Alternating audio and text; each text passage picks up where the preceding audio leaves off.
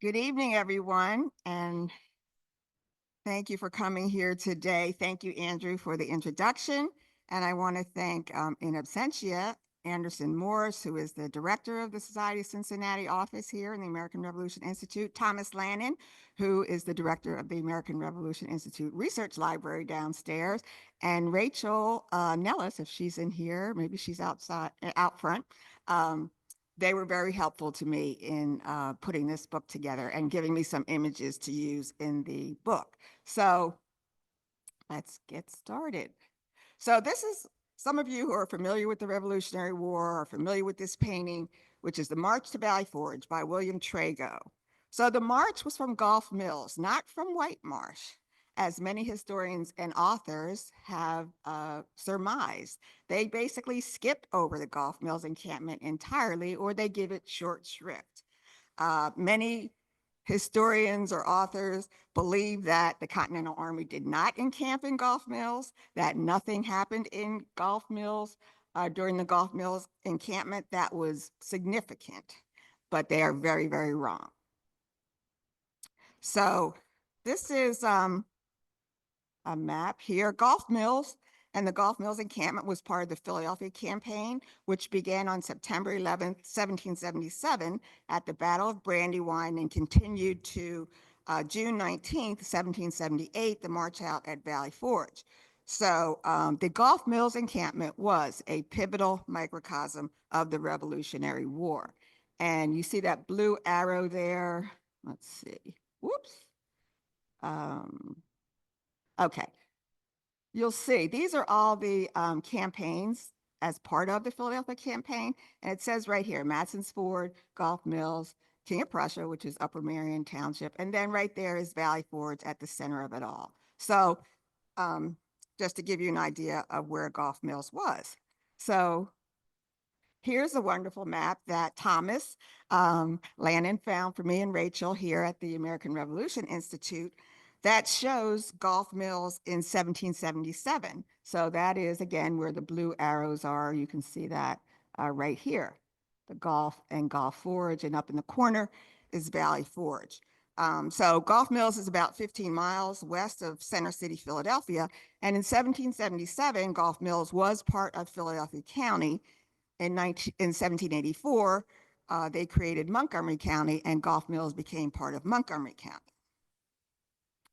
So this is a map from the King of Prussia Historical Society. The highest point in Gulph Mills is Rebel Hill at 400 feet.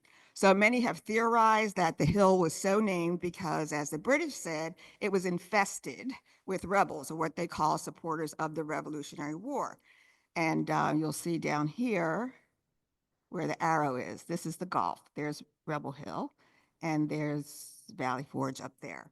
So the Rebel Hill is part of a range of hills called the Conshohocken Hills, and that extends west of Philadelphia all the way to the Schuylkill River, which is, you see at the top here. Because of their great height and essentially uninterrupted length in 1777, so Rebel Hill went 2 miles from the Gulf all the way to the Schuylkill River. You see interruption here. But the hills were naturally split by this defile called the Gulf. And that was made where the Gulf Creek runs through the hill. Okay, it made a split in the hills. And then man, in the form of the Pennsylvania Department of Transportation, split Rebel Hill in 2 places in 1952 to construct the Schuylkill Expressway, which is here, Route 76. And again, in the late 60s, when they constructed the Blue Route, Route 476, which is up here. So you can see the split in the hill. Otherwise, it would go all the way to the Schuylkill River for 2 miles. So I have a map in the book that shows from the 1890s that shows Rebel Hill as one long hill. So my approach to writing this book is that I am coming from my training and my education as a journalism major at the Howard University School of Communications. I'm a journalist historian, and my training was, 1, let the people tell their own story in their own words. And number two, but put the story in context. So that's what I did. So let's dig in. So here, this is a photo of George Washington's generals, well, a drawing, most of whom were with him at the Gulph Mills Encampment. And please note that when I use the words Continental Army, I am referring to the soldiers of the U.S. Continental Army and those in the various state militias, because George Washington commanded them all. So the book has five main themes. The first is the problems that arose from the British Army's occupation of nearby Philadelphia. So the British Army entered and captured Philadelphia, which was then the capital of the new United States, on September 26, 1777, with nary a shot fired. And Philadelphia had about 40,000 residents, and it was the largest city in the United States. So the British were in Philadelphia, Pennsylvania. The second main theme is, where would General George Washington and the Continental Army go for winter quarters, and would they engage in a battle with the British one more time? So at this time in our history, armies did not fight in the winter because it was hard to travel on the roads, to find food. They had to forage for food. You know, there's no grocery stores like we have today. They had to find their food. So it was hard. In the winter, they went into something called winter quarters. Then this photo here on the left is Charles Thompson. He was the owner of the Harriton Plantation, which is a few miles from Gulph Mills in Lower Merion Township.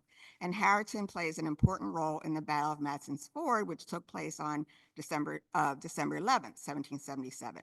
And the other photo on the right, or painting, is of Thomas Wharton, who was a Philadelphia merchant. And yes, it was his family that the Wharton School at University of Pennsylvania is named after his family. So the third question, the third main theme is, could the Continental Congress implement a victorious way forward and implement a new government that the Army was fighting for? And then the fourth question was, would the government and the people of the Commonwealth of Pennsylvania provide the necessary support for the Continental Army, which was now in their backyard?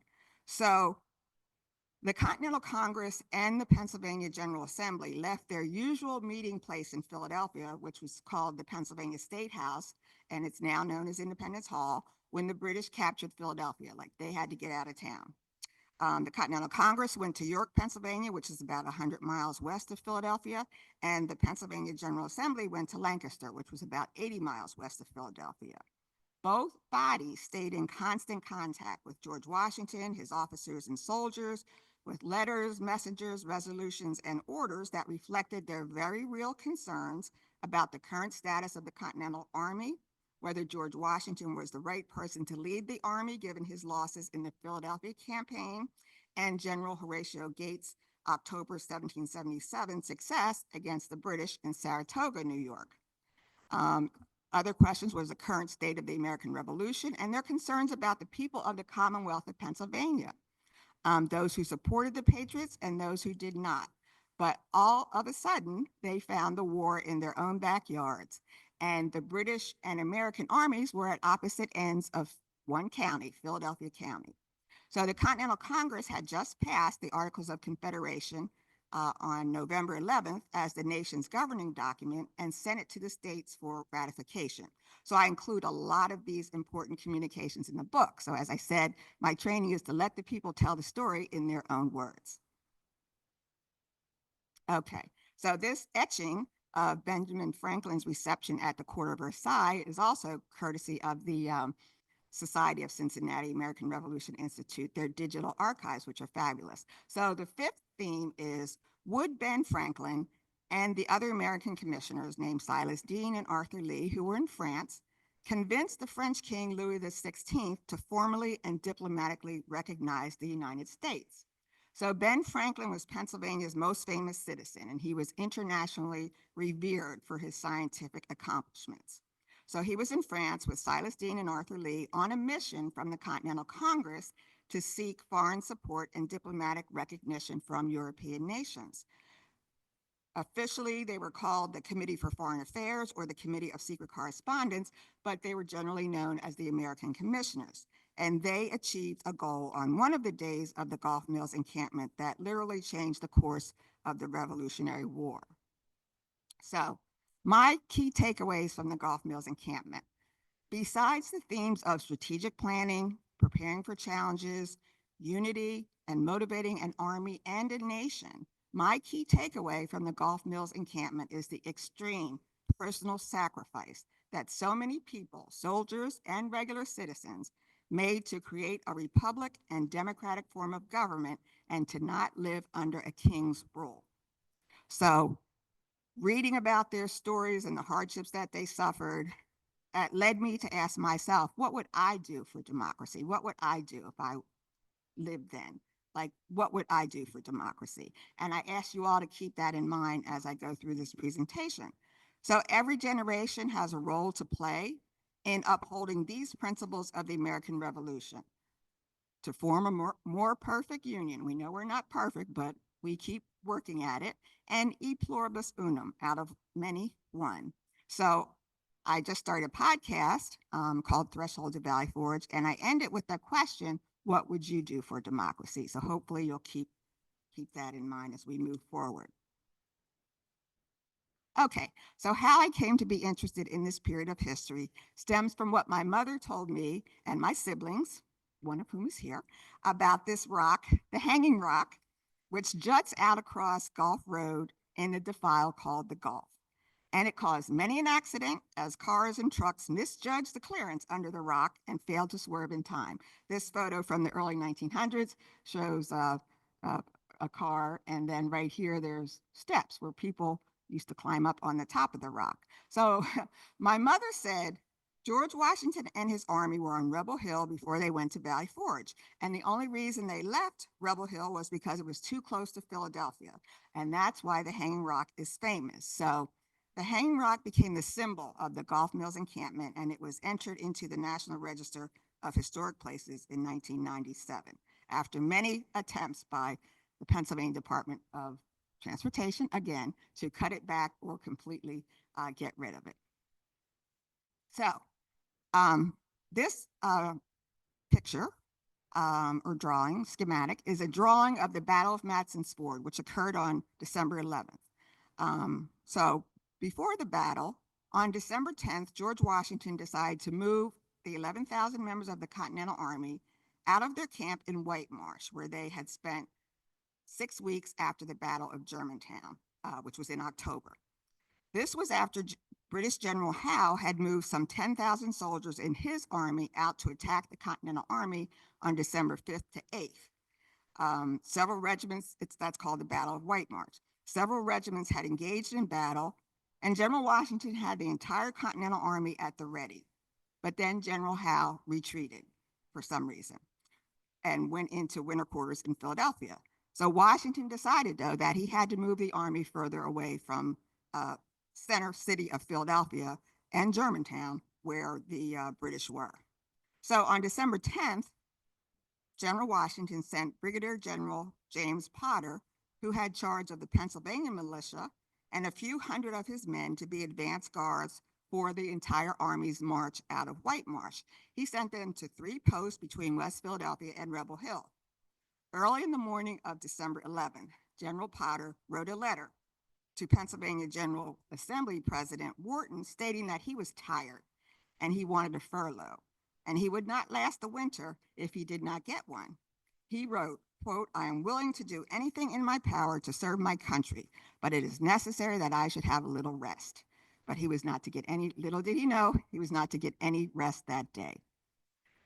On December 11th, the Continental Army was surprised by and battled with the British at both ends of Philadelphia County. Potter's men were stationed at, the first station was at Middle Ferry, which is on the west side of the Schuylkill River, West Philadelphia. The second group were stationed at the Black Horse Inn, which was further west in Lower Marion Township.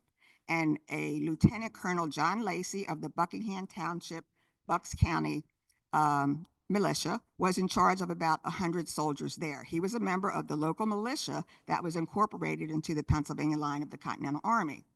And General Potter was stationed at Harrington Plantation, which is Charles Thompson's estate, from the Continental Congress, the Secretary of the Continental Congress, which I said is about 12 miles from Philadelphia and about 3 miles from Gulph Mills.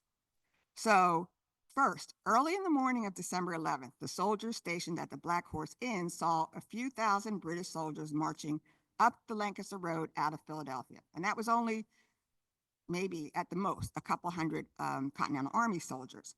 And then they saw a couple thousand British soldiers. So they ran and alerted General Potter at Harriton, and he sent a rider to Matson's Ford crossing over the Schuylkill River, where the Continental Army was getting ready to cross. But he sent a rider there to alert them that the British were coming up from Philadelphia. So Potter vigorously attacked, and then he stationed his regiments on 3 hills, which you can see here, these hills here, 1, 2, 3, and this is Rebel Hill back here. Well, there it says right there. So he stationed his regiments on 3 hills in lines for about 4 miles until he told them all to retreat because of the great number of British troops. Potter and his troops then hightailed it down the Gulf Road, which is, you can see right here.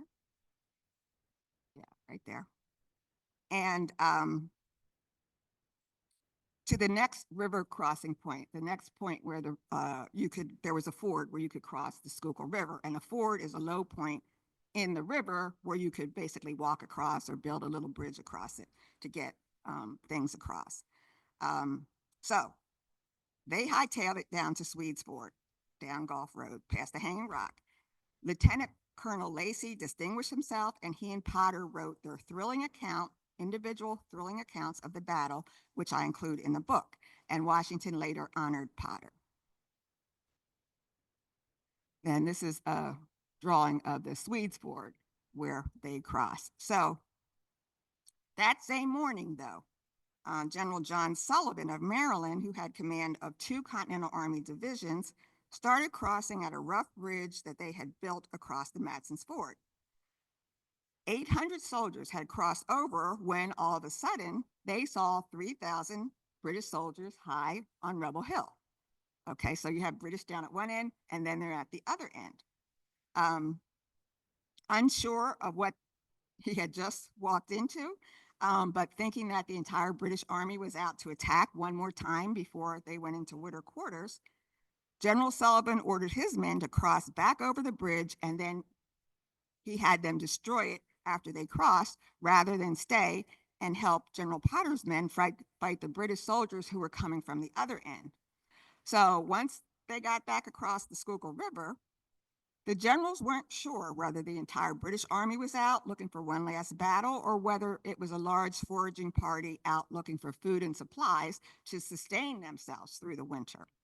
So after several hours of reconnaissance and consultations with George Washington, who determined that it was a foraging party, not the entire British Army out to attack them, Washington moved the army a few miles west to the Swedes Ford with plans to cross there the next day, the entire army to cross at the Swedes Ford, which they did. Washington and his men soon learned how brutal the foraging party was. The British took some 2,000 cattle and just about everything else they could find from the residents of Gulph Mills.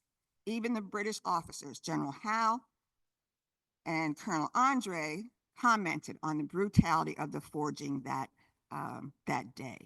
So I include in my book several excerpts from military pension applications and bounty land warrant applications where soldiers could get acres of land for their service.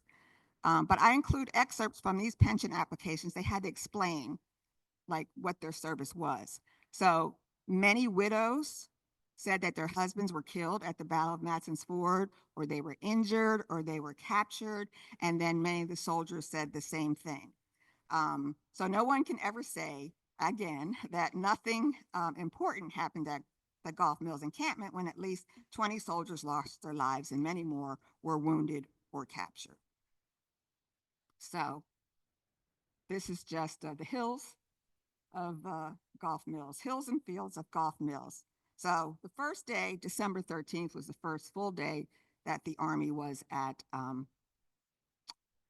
in Gulph Mills. And these are some of the mills. That is the old Gulph Mill up in the upper left-hand corner. And then this is a mill. There are a lot of mills in Gulph Mills, hence the name, all up and down the Gulf Creek, okay?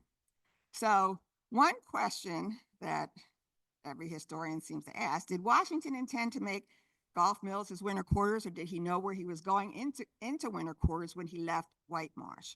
But no one knows for sure when Washington made the decision to go to Valley Forge, but we know he announced it during the Gulph Mills encampment. He kept this close to his vest. Actually, he announced winter quarters, that they were going into winter quarters. He didn't say Valley Forge in his order, which we'll get to later. But December 13th was the first day that Washington's general orders noted that he was at headquarters at the Gulf. So I include in the book a lot of excerpts from the soldiers and officers. So Colonel Israel Angel from the 2nd Rhode Island Regiment wrote about the march into Gulph Mills. He said there was one poor bridge to cross a pond being built with logs and plank rails from one pair of logs to another, which floated on the water, but their wagons and horses kept falling in the river. He said, we suffered much this night, and it was a cold and stormy night with snow and rain. Captain Paul Brigham of the 5th Company, 8th Regiment of the Connecticut Line wrote that we lay out in a storm all night without tents or axes to cut wood and make fires. So this is an orderly book showing December 14th. This is a book from Brigadier General John Glover, and it says here, headquarters at the Gulf. And it was thrilling to me. I actually held this in my hands from 1777 at the manuscript room at the Library of Congress, which is a fabulous resource where you ask for it, they'll bring it out to you. And I said, well, wait, don't I have to use gloves? I'm like, this is from 1777. This is a little fragile. They're like, oh no, here you go. So anyway, but it was thrilling to see that, and especially to see where it says up here at the Gulf, because again, I'd never seen anything like this. We didn't learn this in school, and again, people said, well, nothing happened there. They just went from White Marsh to Valley Forge. But anyway, in General Washington's general orders for the day, he ordered his men to draw provisions from the surrounding counties, that's like foraging, and he wrote to the President of Congress, Henry Lawrence, explaining the Battle of Matson's Ford and what happened on the march into the Gulf. So the soldiers also recorded their experiences. Dr. Albigence Waldo, Connecticut Brigade Surgeon General and Continental Army, wrote that prisoners and deserters are continually coming in. The Army, which has been surprisingly healthy hitherto, now begins to grow sickly from the continued fatigues they have suffered this campaign. Yet they still show a spirit of alacrity and contentment not to be expected from so young troops. I'm sick and discontented. Colonel Clement Biddle, who was the Commissary General in charge of forage for the Continental Army, wrote to Pennsylvania Council President Thomas Wharton from Camp Gulph Mills. And he said the most dangerous consequences will ensue unless some mode is adopted to secure a constant supply for the Army, which is now the greatest part on the west side of the Schuylkill. The removing of all forage between us and the enemy is constantly attended to, but our chief dependence must be from the county back of us, as the enemy have ravaged the country below. So the Army didn't have a lot of food. They didn't have a lot of supplies. They didn't have a lot of anything except their spirit, to fight this war. And so they were constantly, the Continental Congress, the Continental Army officers, the Pennsylvania General Assembly, constantly communicating with each other. How are we going to feed these people? And they need clothes. They need everything. They need arms. So third day of the encampment was December 15th. And this is a orderly book, a strength return from Brigadier General James Varnum from December 15th. At the top, it says at the Gulf, and then December 22nd at the bottom, Valley Forge. So Washington had asked each general to prepare a strength return weekly, showing the number of soldiers in their divisions and their condition. So I searched high and low, in person, physically. I went to the National Archives when I couldn't find what I was looking for online or at the library, online basically. The staff at the library, the National Archives, explained that many Revolutionary War papers were burned in the U.S. Department of War records fire in 1800 and in the War of 1812. So a lot of records do not exist. But going through the microfilm at the Library of Congress, again in the manuscript room, I could only find one strength return from Gulph Mills for December 15th, and that was this one in the microfilm for Brigadier General Varnum in his papers, his personal paper collection.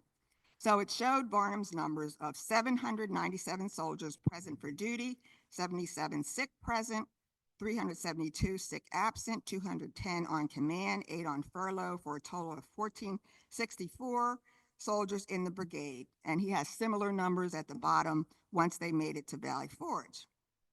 So imagine you multiply this by 10 generals and you see there were soldiers in Gulph Mills. So Barnum's regiment had free African American soldiers, and enslaved people also lived in Gulph Mills. So in 1777, slavery was legal in all 13 states. There were several enslaved people in Gulph Mills at the farm of Lieutenant Colonel Isaac Hughes, Philadelphia Flying Camps Battalion, and Pennsylvania Militia. Hughes' home at Walnut Grove is a probable site of George Washington's headquarters during the Gulph Mills encampment. They were friends. A lot of the officers were friends. Many of them were in the Masons together. So, the colonies weren't that large. So a lot of the businessmen, which was a lot of the officers, they knew each other for years. So imagine what the enslaved people in Gulph Mills thought when they saw free African Americans in the uniforms of the various state militias, again, coming into their backyards. And you cannot be a descendant of enslaved people, as I am, and not feel some kind of way at the painful hypocrisy that the Revolutionary War was a war for individual freedom and liberty for some people, but not for all people. And this is why many African Americans have little interest in the Revolutionary War or little respect for the founding fathers. Okay, this is why. But here at the Society of Cincinnati, I was very fortunate to meet Shirley Green, and this is her book here. She's a descendant of William and Benjamin Frank, 2nd Rhode Island Regiment. I met her here at the Society Cincinnati talk last summer. It was my first visit here. And she talked about her book here, which is called Revolutionary Blacks, Discovering the Frank Brothers, Freeborn Men of Color, Soldiers of Independence. And her ancestors were at the Gulph Mills Encampment. And I have known Margaret Denise Dennis, descendant of Bristol Bud Sampson, was in the 2nd Regiment Connecticut line for over 30 years from our social and professional activities in Philadelphia. She wrote this children's book called Bristol Bud Sampson, Patriot of the American Revolution, and another upcoming about her other ancestor, Prince Perkins, also called Prince Negro, who was at Gulph Mills, both of them, and she worked hard to create a commemorative farm, museum, and conference center on her family's 153-acre land in Pennsylvania, close to the New York border.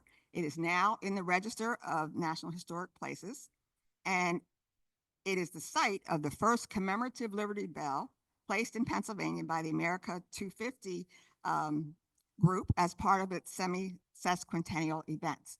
And who was it? You have you're part of the group? Okay, right here, one of our attendees. Thank you.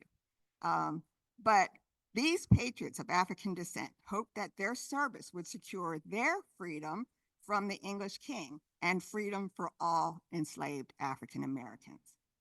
So African Americans were not permitted in the Continental Army until February 1778, but they were allowed to serve in the various state militias. And again, it was General Varnum who persuaded George Washington to allow African Americans to serve in the Continental Army when Rhode Island could not fill its quota of soldiers with free white men.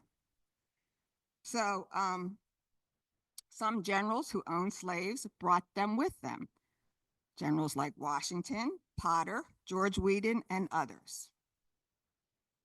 So also on this day, some correspondence on this day showed that Washington had not yet decided where winter quarters would be, or maybe he had. Lieutenant Colonel John Lawrence, who was an aide-de-camp to Washington, he was from South Carolina, he wrote to his father Henry Lawrence, who was the president of the Continental Congress.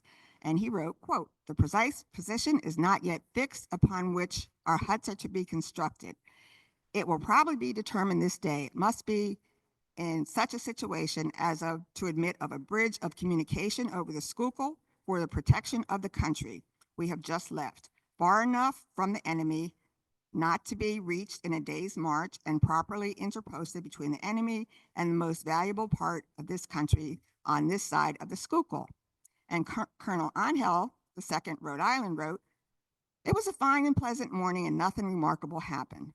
The baggage wagons were ordered out of camp 4 or 5 miles, and at night we had orders for what wagons was left to be sent off in the morning by 7 o'clock, and the whole army was to march by 10 o'clock to a place about 8 miles up the Schuylkill when we were told that we were to take up our winter quarters." So the question is, did the colonel know something that John Lawrence did not, as to where the army was going for winter quarters? So 8 miles is about the distance from Gulph Mills to Valley Forge. Captain Brigham at Gulph Mills said, he wrote in his journal, "We lay out and nothing to cover us but the heavens for 4 nights. Then there was a loyalist. This was a supporter of the British. He was from Virginia. His name was Captain James Parker. He wrote from the British camp in Philadelphia that, quote, "Last night, Lord Cathcart with 14 horses supplied an equal number of the rebels, brought in half and killed the others. His lordship was shot by a rebel close to him who missed and was instantly put to death." So a lot was going on kind of everywhere during the encampment. General Washington wrote 3 letters this day. One, excuse me, he sent a letter to his officers with a report that Congress prepared on December 10th, where they ordered the army to forage for food. And he said, "You are to exert yourselves to draw from the counties of Bucks, Philadelphia, and Chester counties every species of provision you possibly can." But Washington was mad because they were doing that. The army was foraging. They were doing the best they could. So he sent a letter to the Continental Congress that said, "Congress seems to have taken for granted a fact that is really not so. All the forage for the army has been constantly drawn from Bucks and Philadelphia counties and those parts most contiguous to the city, insomuch that it was nearly exhausted, and entirely so, in the country below our camp." So this is very significant. On this day, the first legislative body in the 13 colonies passed the Articles of Confederation.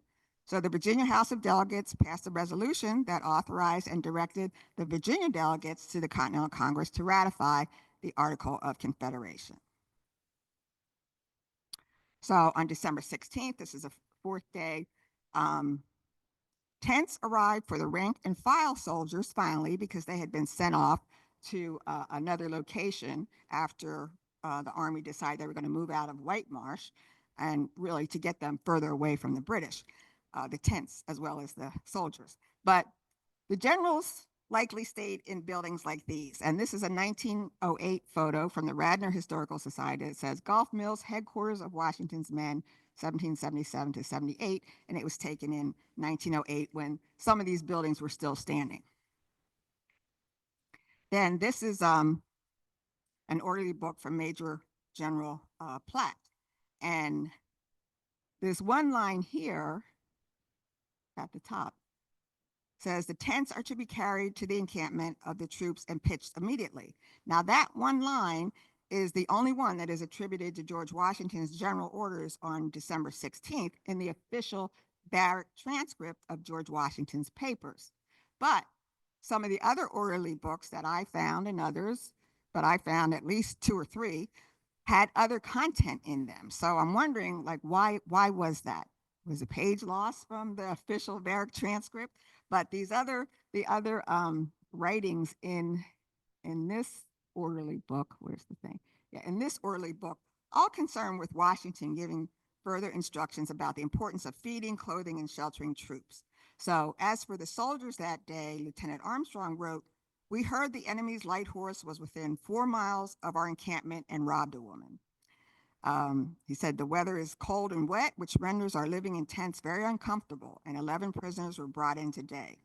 Major Benjamin Talmadge of the 2nd Continental Light Dragoons, the paymaster and leader of the Culper Ring of Spies, and 10 or 12 of his men engaged in a skirmish with about 100 British soldiers on the other side of Schuylkill, eastern side where they had just left, near White Marsh. So miraculously, only one man was killed, but two were hacked up by the British, and they actually burned one local resident right in his house. Just burned him right there. So Talmadge's thrilling account of that battle is in my book. And these types of skirmishes occurred all over between the Gulph Mills Encampment and the British in Philadelphia, because Washington had sent, he would send generals, officers out to be like advance parties. Somebody had to watch what the British were doing in Philadelphia and make sure they didn't come close to the rest of the Continental Army. So, question, where did the generals and officers stay during the Gulph Mills encampment? So, General Washington, people think he stayed at the Walnut Grove Farm, which is the Lieutenant Isaac Hughes estate, which I mentioned earlier, and that's right here. It's now part of the Gulph Mills Golf Course. Or he stayed, some writings show that he might have stayed here at the Picket Post restaurant, which is at the bottom of Rebel Hill, or the Picket Post. At the time, it was the home of Jonathan Sturgis, who was the operator, owner of the Gulph Mill. It was right across the street from the Gulph Mill. So no one knows for sure where Washington stayed, where he had his headquarters, but local residents who were alive at that time told their relatives, their descendants, and they kind of passed down these stories. And then the orderly books and other correspondence also give some clues. So this is a schematic of the encampment. General Lafayette, he stayed up here on the backside of Rebel Hill, on a hill near Gulph Mills. That home was destroyed when they put in the Schuylkill Expressway. My sister out here, you probably remember seeing these houses. There's like 3 houses up on a little hill. General Nathaniel Greene stayed here in a house that's by the Gulph Mills. It's called, it's not the regional rail, but it's a Gulph Mills. We call it the P&W. It's like a trolley, high-speed trolley. He stayed there in a home that was owned by a resident named Zimmerman Supplee. And General Alexander Lord Sterling stayed at the home of Jonathan Reese at the top of Rebel Hill. And he was there with his aide-de-camp, who was James Monroe, who became the 5th president of the United States. And we grew up on Rebel Hill, at the top of the hill, and all the houses are on one side of the street, but there's only one house on the other side of the street. And that was the house that was where General Alexander Lord Sterling stayed. And they just built onto that house, but still standing. So on this day, the Continental Congress read into the record the full report of the Continental Congress Camp Committee, which visited George Washington in the camp at White Marsh on December 3rd to 8th, because they were sent to basically see, what are you doing? Like, what are you going to do for the winter? When are you going to go in the winter quarters? Are you going to fight the British one more time? And they were actually also checking out his leadership skills. Like, okay, you didn't do too well with these battles in the Philadelphia campaign. And again, General Gates just scored a great victory in New York and Saratoga with the northern group of the Army. So they were sent to see what was going on, talk with Washington and his officers. So, but their report read, until sufficient reinforcements can be obtained, such a post should be taken by the Army as will be most likely to overawe the enemy, afford supplies of provision, wood, water, and forage, be secure from surprise, and best calculated for covering the country from the ravages of the enemy, as well as provide comfortable quarters for the officers and soldiers. So, 5th day, December 17th, was a momentous day, and really changed the course. Both decisions changed the course of the Revolutionary War. So the first one is that General Washington issued inspirational orders announcing the move to winter quarters, and he prepared the Army for the nation's first Thanksgiving celebration, which they celebrated on the hills in Gulph Mills. The second momentous decision was that the French King, Louis XVI, finally agreed to formally and diplomatically recognize and support the new United States. He had been tacitly supporting the United States, but on this day, he agreed to officially, formally, and diplomatically recognize and support the United States. So first, General Washington's orders, which are very inspirational, and I include them in the book in full, but in part, the orders read, the general ardently wishes it were now in his power to conduct the troops into the best winter quarters, but where are those to be found? He said, these cogent reasons have determined the general to take post in the neighborhood of this camp, and influenced by them, he persuades himself that the officers and soldiers with one heart and one mind will resolve to surmount every difficulty with a fortitude and patience becoming their professions and the sacred cause in which they are engaged. He himself wills share in the hardship and partake of every inconvenience.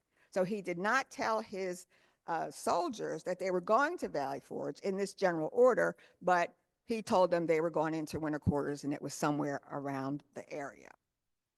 Then in a letter to the Continental Congress Committee for Foreign Affairs, excuse me, to the Continental Congress that Ben Franklin and the other American commissioners sent from France, they told the Continental Congress that they were visited by M. Gerard, a secretary to King Louis XVI. And he told them that by order of the king, that after a long and full consideration of our affairs and propositions in council, it was decided, and his majesty was determined to acknowledge our independence and make a treaty of amity and commerce, which they did in February. They negotiated and finalized it.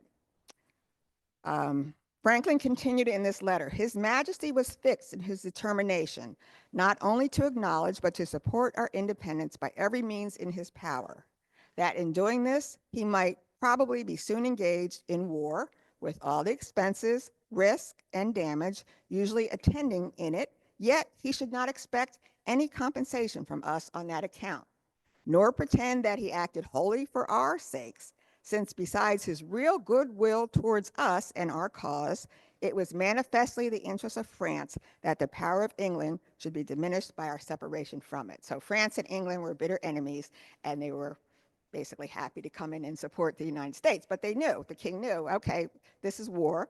We're going to be getting into this war, and if we're getting in, we're getting into it for real, and we're going to support the Continental Army and the American forces with everything we have. So, and again, with the Society of Cincinnati here, with many French officers being members of the society, we thank you if you're watching. Okay. So Washington he stated in his general orders that he was delaying the march to winter quarters so that the Continental Army could participate in the Day of Thanksgiving and Praise that Congress had called for on November 1st, 1777. That was really to celebrate the victory at Saratoga, because the different states they were all doing different kinds of celebrations, and the Continental Congress said, look, we're going to create a national holiday, and everyone's going to celebrate it on one day. So Washington's order said, tomorrow being the day set apart by the Honorable Congress for public thanksgiving and praise, and duty calling us devoutly to express our grateful acknowledgments to God for the manifold blessings he has granted us, the general directs that the Army remain in its present quarters and that the chaplains perform divine service with their several corps and brigades, and earnestly exhorts all officers and soldiers whose absence is not indispensably necessary to attend with reverence the solemnities of the day. So the day of solemn thanksgiving and praise the purpose was to inspire our commanders both by land and sea and all under them with that wisdom and fortitude which may render them fit instruments under the providence of Almighty God to secure for these United States the greatest of all human blessings, independence and peace.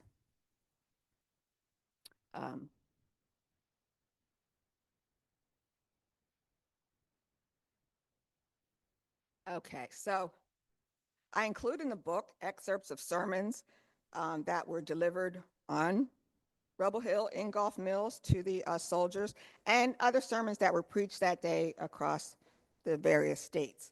So this particular one was a sermon delivered in Gulph Mills that day by Reverend Israel Evans, who was chaplain of General Enoch Poor's brigade from New Hampshire. And he preached the inspirational mix of religion that was based on the words of David in the 115th Psalm in the Bible and facts about the victory at Saratoga and other battles that fought by soldiers in his brigade. He gave lofty praise to Washington and all of the soldiers who fought the much better equipped, prepared, and experienced British Army. And then to strengthen the troops as they prepared to go into winter quarters, Evans preached, "Are any of you startled at the prospect of hard winter quarters? Think of liberty in Washington, and your hardships will be forgotten and banished. Let Europe, nay, let the world hear that the American army, in the defense of their country, cheerfully submitted to the inconvenience of having no other houses of accommodation other than what their own hands reared in the depths of winter. Be encouraged, therefore, to undertake all that has been proposed to you in the general orders."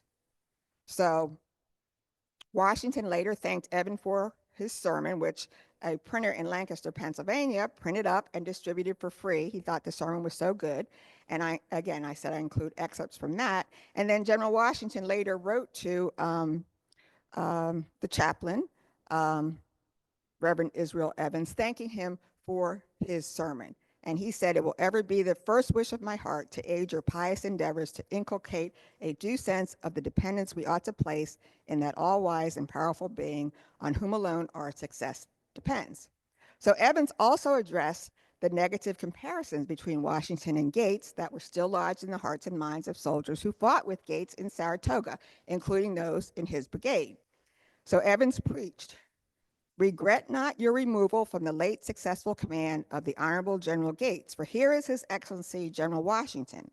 Look on him and catch the genuine patriot fire of liberty and independence.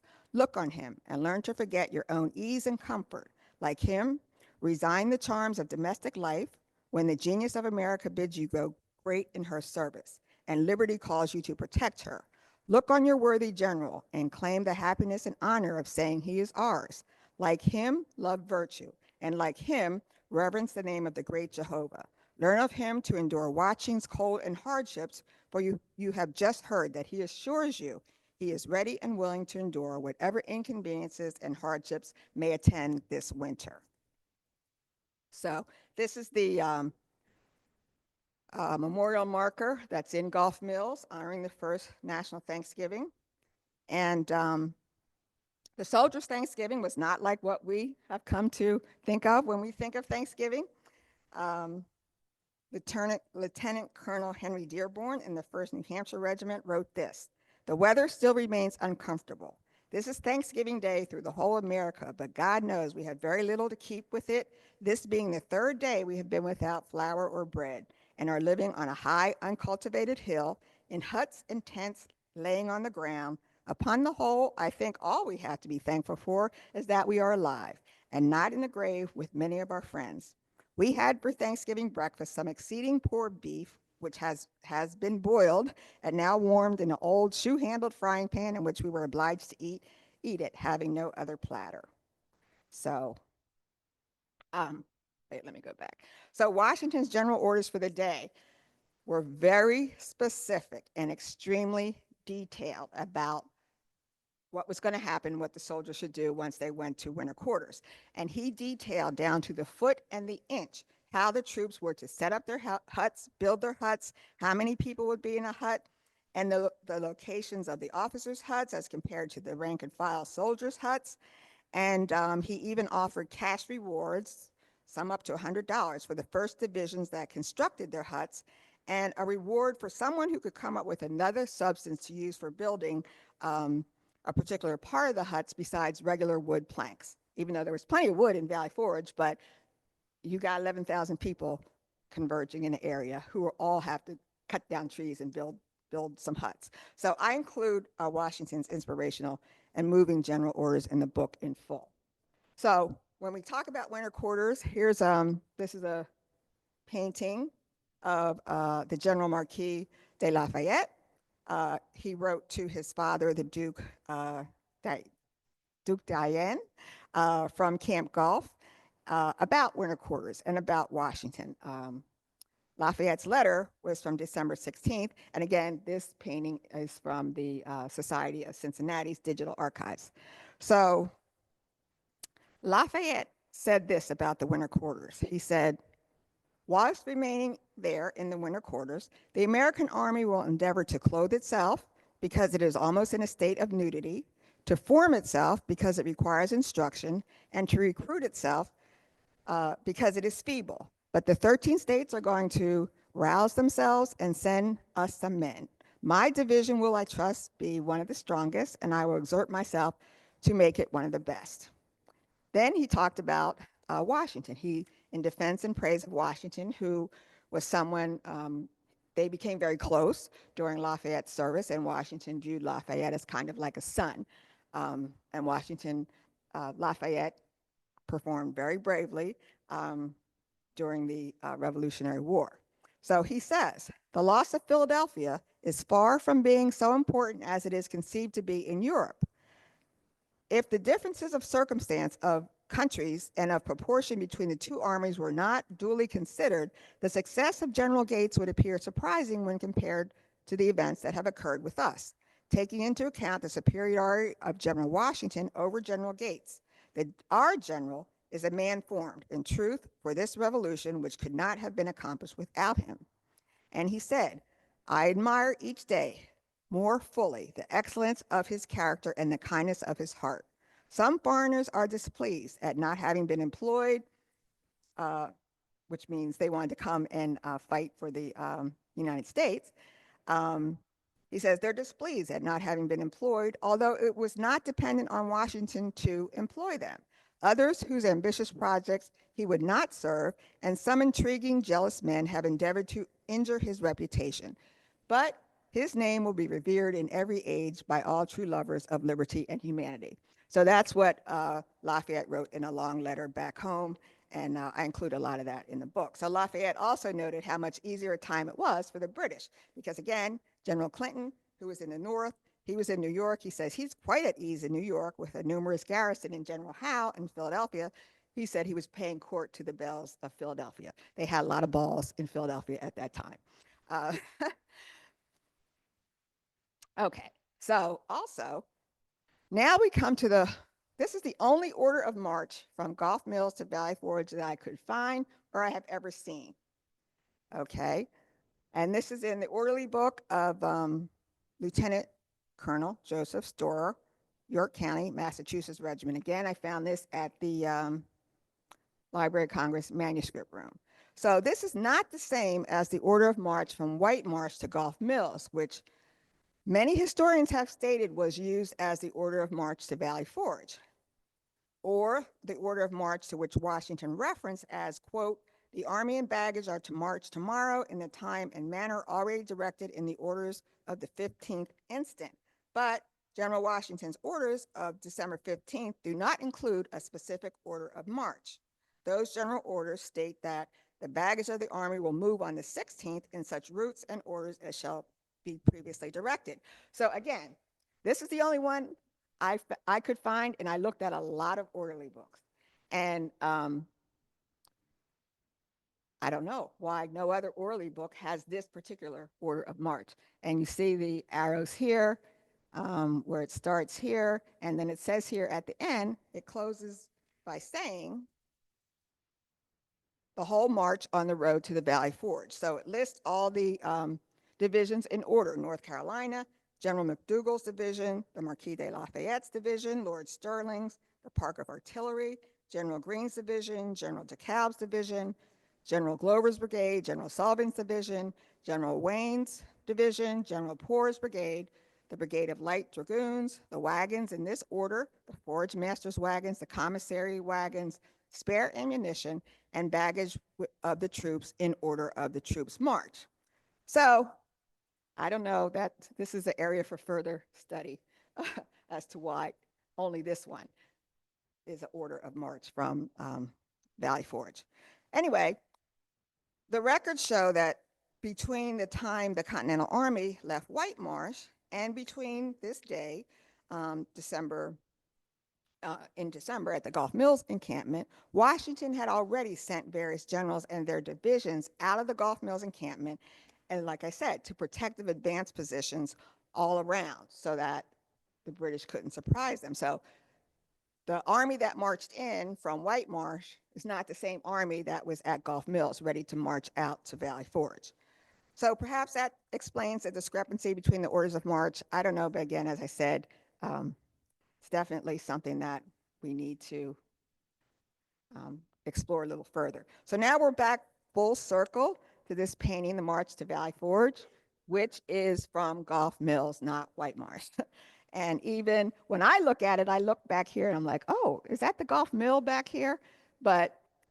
And I presume that this march is Gulph Road, that they're marching down Gulph Road to Valley Forge. So Lieutenant Samuel Armstrong of Massachusetts 8th Regiment wrote, "The sun shone out this morning, being the first time I had seen it for 7 days, which seemed to put new life into everything. By 10 o'clock, we had to march to a place called Valley Forge, being about 5 or 6 miles. So the day of the march, they knew where they were going. And again, Washington held it close to his vest because he didn't want anybody to surprise them where they were going. Okay, so this is a letter also written on the 19th by Brigadier General Anthony Wayne from camp at the Gulf to Richard Peters, Secretary and member of the Continental Board of War, asking Peters to convince the Continental Congress to give Wayne a furlough of 5 or 6 weeks after he was in constant duty for 23 months, because Wayne did not think that General Washington would give him a furlough for that long of a period of time. So General Wayne wrote, "After struggling with a stubborn cold for nearly 2 months and in pain in my breast occasioned by a fall at Germantown, the Battle of Germantown, the illness has taken hold in my lungs and throat, and unless I am permitted to change my ground, I dread the consequences." So Washington gave Wayne a 1-month leave on January 1st, 1778, after initially turning him down. So Wayne settled his troops at Valley Forge, then returned to his home at Waynesboro in Paoli, and he treated with Philadelphia's Dr. Benjamin Rush before returning to Valley Forge. And I'm just going to take a point of personal privilege here, saying that I lived in Paoli for 20 years on ground that was used to be General Anthony Wayne's property. And at the end of our street was Waynesboro, General Wayne's farm/plantation. So I guess I have kind of an affinity for Anthony Wayne.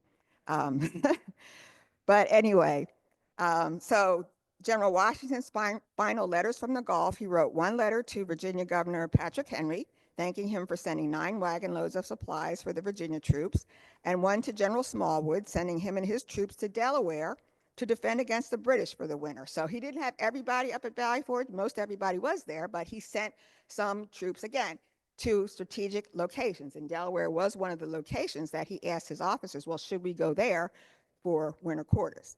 And he also sent a letter to President George Reed, who was basically like the Delaware governor, explaining that decision.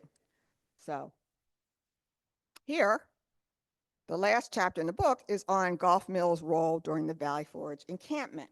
So Gulph Mills was a strategic outpost on the road from Philadelphia to Valley Forge. And in my research, I was able to find several strength returns of Colonel Henry Jackson of Jackson's Additional Continental Regiment from Massachusetts. He had command of hundreds of soldiers from various companies at the Gulph Mills picket. And this return is from May 2nd, 1778. So here it says down here, Gulph Mills. And here he lists the various companies that had sent soldiers to the Gulph Mills picket. It was usually a couple hundred soldiers there, and then here's some other information here. But again, it was thrilling to find these strength returns because, they were there. And the other thing about Gulph Mills during the encampment, General Lord Sterling, in the early days of the Valley Forge encampment, he was still on Rebel Hill at the Jonathan Rees home. Then he went to Valley Forge with the rest of the generals. And for a time, Aaron Burr, and we have the president of the Aaron Burr Society here. Thank you for coming. So Aaron Burr commanded the picket post from the Sturgis home across from the Gulph Mill And while he was there, he put down a rebellion among his own men and instituted some sorely needed discipline with those soldiers there. And I have an account of what General Burr or Aaron Burr did during that time. So again, thank you. General Lafayette and his troops retreated to Rebel Hill after the Battle of Barren Hill, which was back in White Marsh, on May 20th, 1778. General Washington was said to have been on Rebel Hill with backup forces ready to go support Lafayette, and the Oneida Indians, who had come down in May also and were part of the Continental forces, were there with Lafayette on Rebel Hill. And my sister will attest, we were up in the woods all the time, and we found a lot of arrowheads up there. So if the Oneida Indians left them, we thank them for those too. We played with them after we were up in the woods. And then soldiers at the picket interacted with local residents. One wrote a letter to General Washington complaining that the soldiers were taking out his horses for a few days, running them around, returning them tired, and he couldn't get any farming out of them. Also that the soldiers were tearing down his fence for wood. So Washington, and this was in the spring, Washington had Alexander Hamilton, who was his aide-de-camp, write to Colonel Jackson that his men were to stop this immediately or they would be disciplined.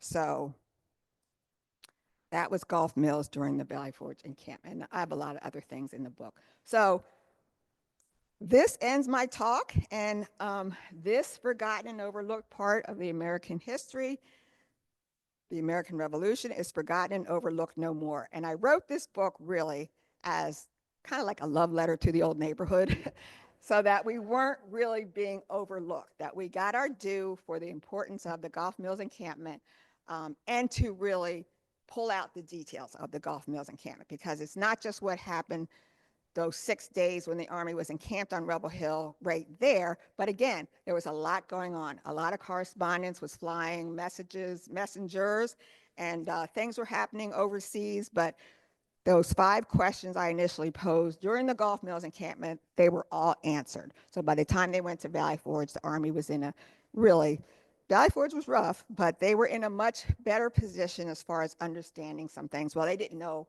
about what the French king had decided until February, but putting it in context, it was decided, though that was a very important 6 days in December. So thank you very much. If you want more information, there's my website, thresholdofvalleyforge.com. That's my podcast. I have a blog under my name. You can always email me, and I'm happy to take any questions. Thank you.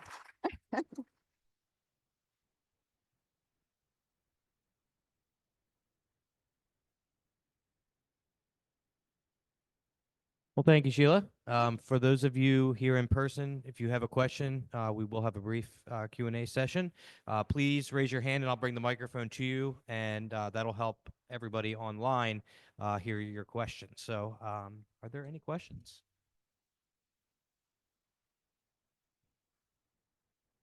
Thank you for that very interesting talk. Thank you.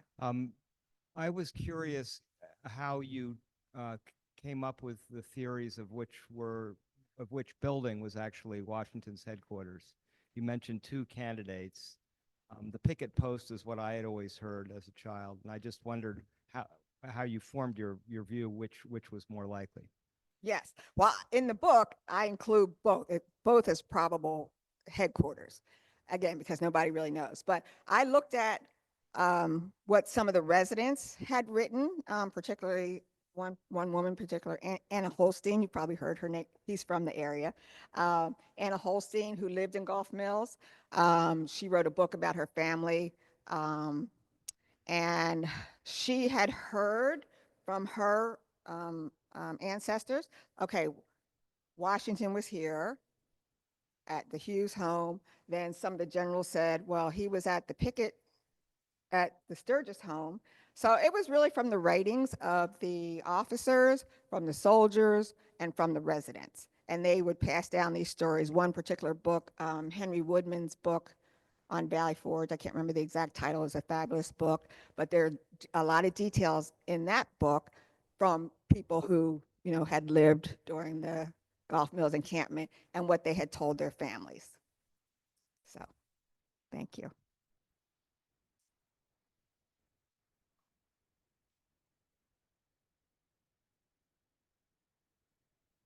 Thank you so much. Could you tell me more about what exactly happened during those 6 days, like in France? Because, like, officially, when in February 6, 1778, 1 year after in February, Louis XVI officially signed Traité d'Alliance, the Treaty of Alliances, which officially recognized the United States as a sovereign nation.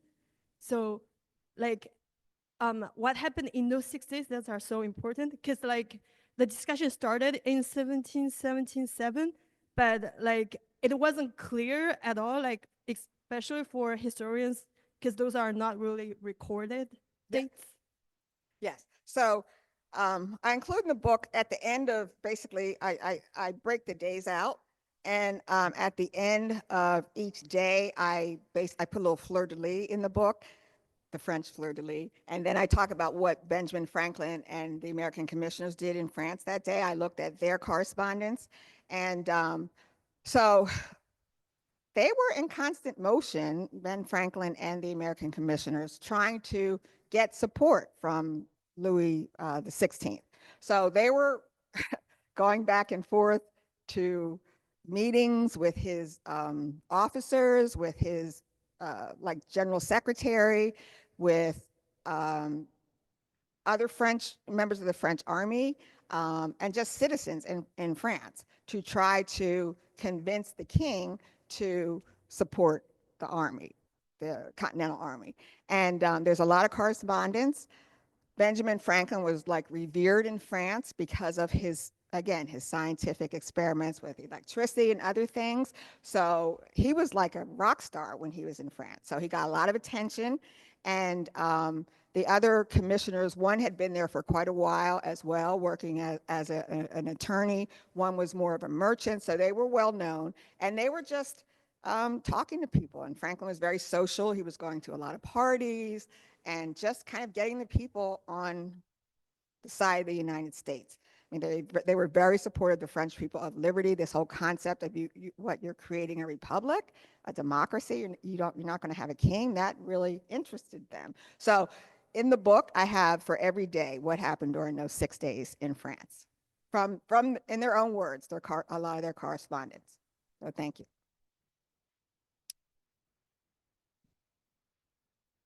Hi, Mom. With my son. Fantastic talk. Thank you. I actually had a question about the correspondence network in Pennsylvania. Yes. So it seemed like each day there was a lot of correspondence happening between Washington, his generals, and his forces, and the Continental Congress. But you mentioned that the Continental Congress was in York. They were in Lancaster. Lancaster. Or I think, and the Pennsylvania General Assembly was at York. Yeah. I hope I don't have that backwards, but yes. Those are pretty far from Yes. Gulph Mills. So did you uncover, like, in the research, exactly how that correspondence network, were they Yeah. just always sending people on horses just carrying messages, or Yes. any information on that? Yes. Thank you, son. Yes. Yeah, there were a lot of horses, riders, messengers that went back and forth with these letters.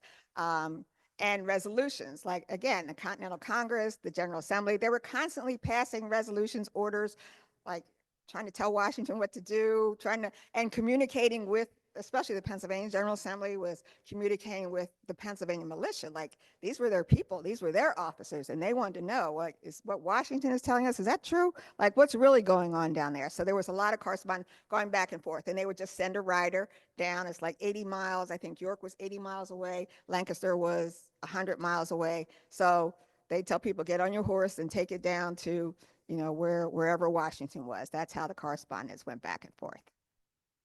Thank you. That's one way to put your mom on the spot right there. Hello. Okay.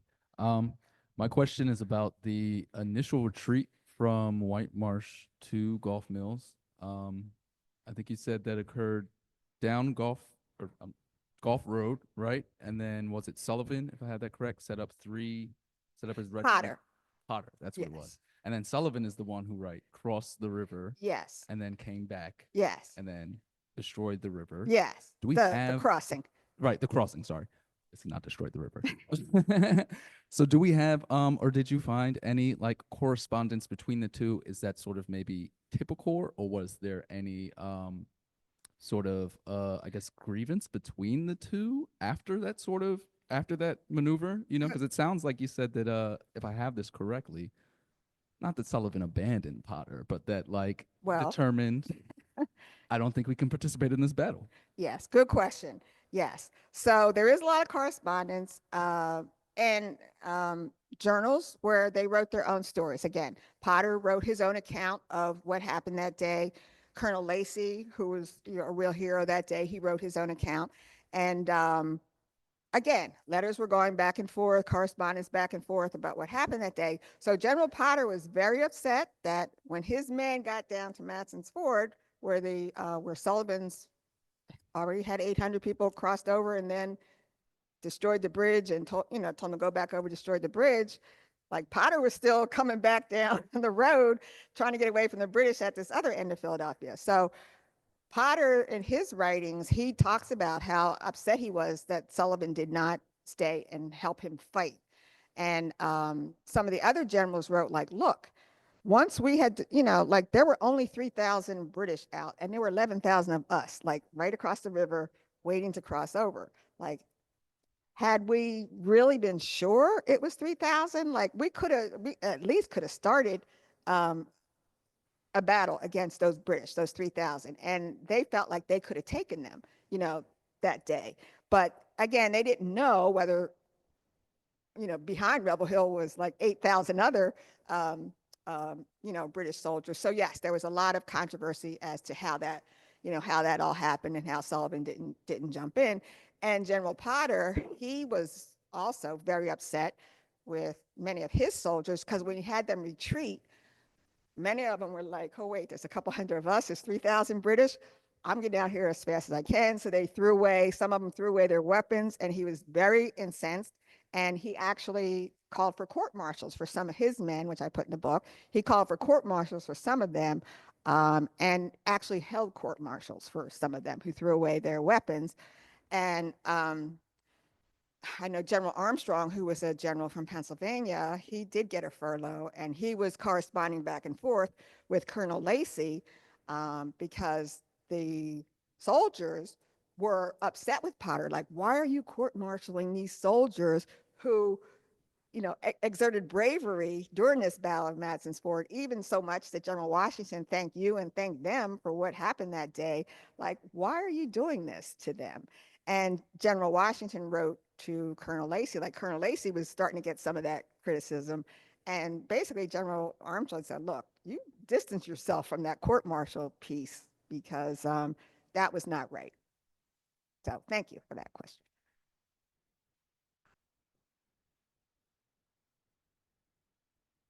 You mentioned during the talk a farmer who was upset about the soldiers taking his horses and taking his wood. Yes. And we can only assume, right, that or maybe you have more accounts of them, taking resources from Yes. people in the area. So my question is, how did they maintain the morale of the locals during the war, given that they were taking all of their things? Yes, that was a challenge. Again, there were a lot of people there who supported the revolution. Okay, so they were rebels. It's Rebel Hill. So they supported the revolution, but there were orders from Washington, from the Continental Congress, from the Pennsylvania General Assembly that residents had to, like, if you have a bushel of grain, you have to give half of it to the soldiers. So they were told they have to support the armies, and but still they had to feed themselves. And again, like this particular gentleman, he was not happy with what they were doing because he was trying to live and support his family. So there was a lot of that going on, but they all, like I said, that whole theme of extreme personal sacrifice, they all sacrificed. And if they supported the patriots, the rebels, they supported them. They tried to live as best as they could, but there was that tension there. Yeah. And I have in the book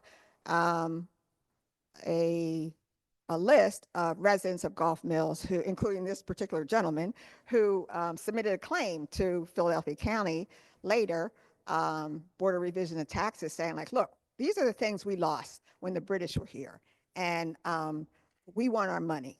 So that's in the book too. I'm sure that helps. Yeah, thank you. Nice talk. Thank Thank you. Did Washington have any intelligence or spy network at Gulf Mills? Well, you had, I'll say yes, because again, most of the Army was there, and most of the people in the area were his supporters. Now, I mentioned you had General Talmadge there, who was in charge of the Culper spy ring. He was there in Gulf Mills. So, okay, and if you saw, what was that series on Netflix? Turn. Turn. If you saw Turn, anybody watch Turn? It's fabulous. Watch it. It's really good. So, yes, it's a great series. Yes, that's that's about the Culper spy ring, and I think it was like a couple seasons. Turn was a couple seasons, but it was really good. Anyway, so he was there, and he was like the master spy. So, yeah, you're welcome.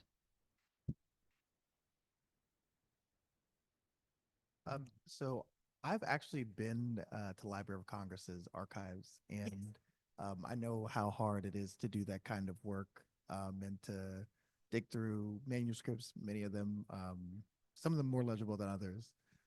So one of the things in kind of seeing the presentation and seeing how much work went into this, one of the questions that stuck out to me was what part of the book, whether it's his historical period or theme, was your original archival research most important for, as opposed to things that were available from other archives or from other written works of other authors? Yes. Okay. I was really, I guess, thrilled to be in the Library of Congress manuscript room, touching some of these documents. And it really is thrilling just to know they're available to everybody. Like, you just get a card, you call yourself a researcher, and you ask for something, and they'll go bring it to you, and let you hold it, and be so helpful. I like I said, you have to let people tell the stories in their own words, and that's what I was looking for. Like, what did they say? These orderly books, journals, again, strength returns, like proof. And I was also looking for proof for all the doubters who thought nothing happened in Gulf Mills. I was looking for proof. So I was looking for original documents, and I didn't like using the microfilm, but I would sit there, on the weekends, and I'd go through it. And when I found something, it was almost like, oh, eureka, like I found it. And it was very thrilling. So that was very important to me. The other thing was some of the historical societies. Well, here, of course, at the American Revolution Institute, they have original documents, but I also went back to Pennsylvania, the Historical Society of Pennsylvania, they have the Anthony Wayne papers. Again, you just ask for them, they'll bring them out, you can hold them. And I'm like, wow, like no gloves, nothing. And they'll just bring what you want. But that to me was the most thrilling part of the research, to see what people wrote in their own words, in their experiences, like in real time. And I really included more of their own words in real time in my first draft of the book. And the publisher was like, well, some of the language well, 1777, they wrote differently than we write today. And they felt that the reader really wouldn't understand it or kind of get lost in some of it. And people like General Potter, he was from Scotland originally. Grammar is not his strong suit. And I have a quote, even I start at the beginning of the book, from a soldier, very popular, his book, Joseph Plum Martin, known as Private Yankee Doodle. And he says, look, I didn't study grammar. I didn't study spelling, but I was studying war. And so if you can't read my memoirs and like get the feeling of it, and you were going to pick at me for not having this comma or this period, well, forget it. You don't get the whole, what I'm trying to get across. So that was it. The original documents, that part was very thrilling to me and important to me. Thank you.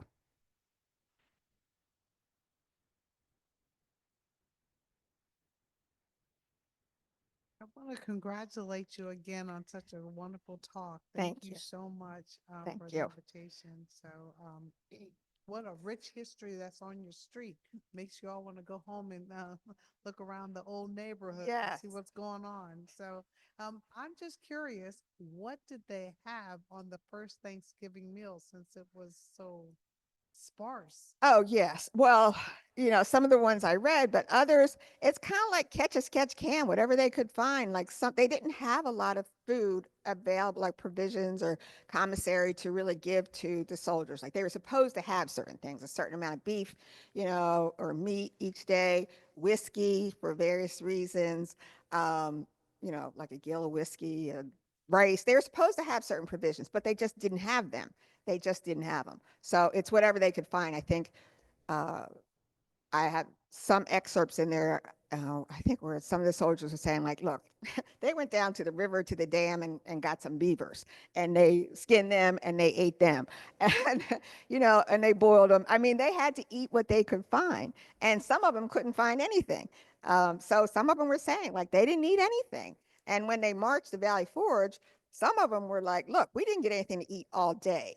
So, and that was the day after Thanksgiving. So whatever they could find. And some of them also interacted with the residents, and the residents would have them come in. Some of them said, I went to a neighbor's house and they, had me come in and I ate with them. So it was whatever they could find. That's foraging in the woods, yeah. Sheila, we do have one question on Zoom that came up a lot, and I definitely want to hit this. Mhm. You're obviously very knowledgeable about Rebel Hill and Gulph Mills. With your extensive research, did you find any surprises that shocked you about what went on in your hometown? Yes. Like I said, and I was a good student. And when I was in high school, we didn't learn. I mean, we all knew about the Hanging Rock because like you couldn't get away from that. That was there. Um, and, but all this detail,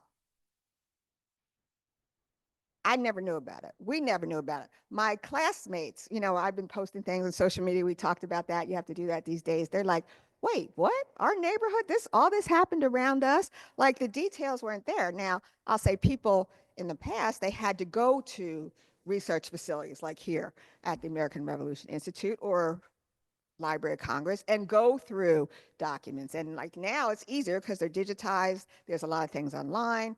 But when I was growing up, I'll say in the 60s, 70s, we didn't have that. So what I found important and I learned a lot of new things was almost everything I found. I started really looking into this material in 2011 as I was writing my novel, Becoming Valley Forge, and doing the research for that. And I started seeing things like Battle of Matson Ford, what happened at Gulph Mills, like wait, what? There was a Battle of Matson Ford? I didn't know that. There's no marker. I'll say this. There's no marker in the area about the Battle of Matson Ford. And there's only a few markers, maybe one or two. One's hidden. Um, there was a memorial from the Sons of the American Revolution about the Gulph Mills Encampment from 1893, and I include that in the book. But I also include in the book an excerpt from an article where someone said, look, Potter and all his men, like people lost their lives here. They kept the British, away from the army as it was crossing, but there's no marker. But now, the Harrington Plantation is going to be doing a reenactment of the Battle of Matson Ford, December 5th. Now the Sons of the Revolution are going to be moving a Gulph Mills historical marker back to Rebel Hill, where it was initially placed. So a lot, it's kind of, and as we go to America 250, a lot of people are trying to really see what's the real history. So I learned, it was all the detail that was out there. And again, to actually be able to read, to hold these orderly books, to see what Anthony Wayne's papers, other papers at the historical societies here, in the words of the people from the time. So it was all a surprise, a lot of it. Well, I think that's a great place to wrap up. Okay. Thank you very much, Sheilah, Thank for you. coming and Thank speaking you. with us. Thanks to all of you for attending in person and at home, and your continued support of our mission. So get home safe, everybody, and thanks again for coming.